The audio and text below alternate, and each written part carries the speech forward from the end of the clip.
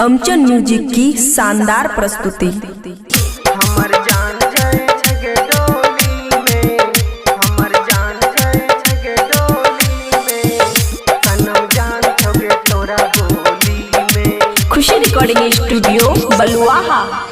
सनम जान छोगे तोरा बोली में, सनम जान छोगे तोरा बोली में।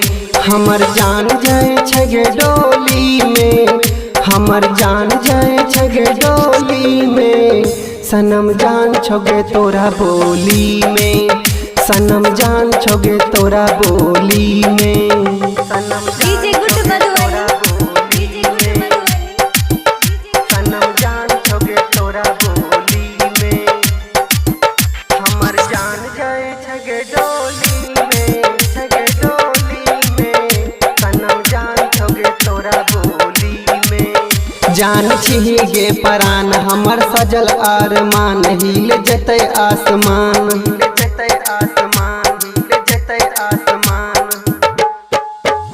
जान छिहे परान हमर सजल अरमान, हिल जतै आसमान, हिल जतै आसमान। धान भर देबो तोरा झोली में, धान भर देबो तोरा झोली में, सनम जान छोगे तोरा बोली में, सनम जान छोगे तोरा बोली में।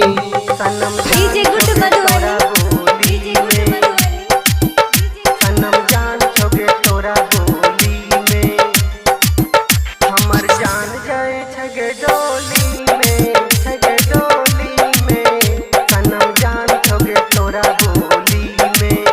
तू छिगे शान हमर दुनिया बिरान, हम जेबो शाम शान, हम जेबो शाम शान, हम जेबो शाम शान।